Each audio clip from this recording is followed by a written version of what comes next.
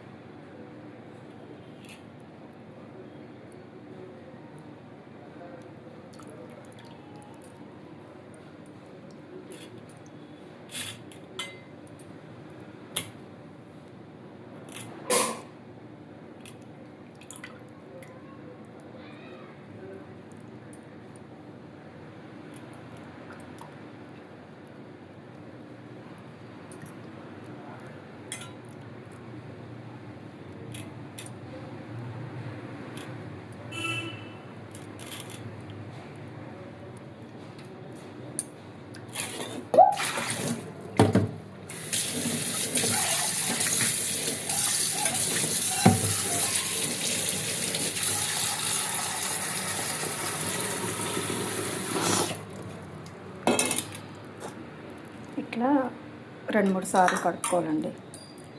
కడుక్కుంటే దాంట్లో ఇసుకంతా వచ్చేస్తుంది అన్నమాట.